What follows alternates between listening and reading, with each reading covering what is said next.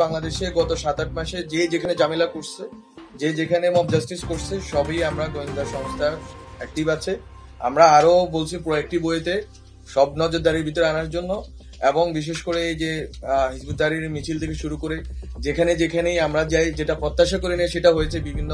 ধরনের নন কোঅর্ডিনেশনের কারণে। আমরা বলছি যে আজকে থেকে আমরা চেষ্টা করব কোঅর্ডিনেটেড ওয়েতে সবগুলো তথ্য গ্যাদার করে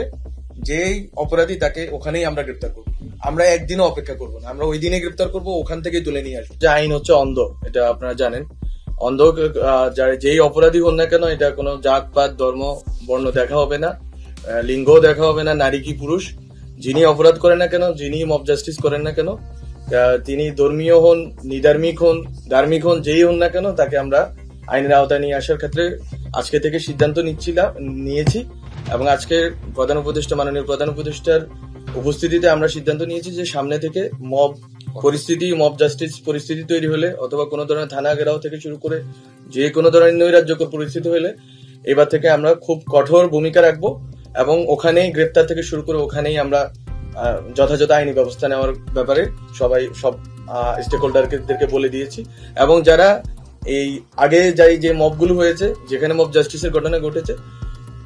যথাযথ আইনি প্রক্রিয়া মাধ্যমে মামলা হলে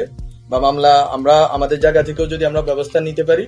এর ভিত্তিতে আমরা অবশ্যই সামনে থেকে এই মব জাস্টিস পরিস্থিতি শুরু করে যে কোনো জায়গায় ওখানে গিয়ে ডাকাতি, এখানে ওখানে গিয়ে এরূপ সম্পত্তি দখল বা এই যতগুলো ঝামেলা আছে,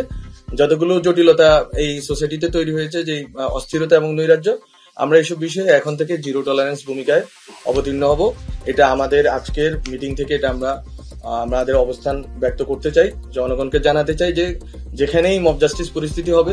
সে যেই হন না কেন, যেই ধর্মের, যেই লিঙ্গের, যেই বর্ণেরই হন না কেন, যেই জাতিরই হন না কেন, আমরা এখন থেকে কঠোর ভূমিকায় অবতীর্ণ হব।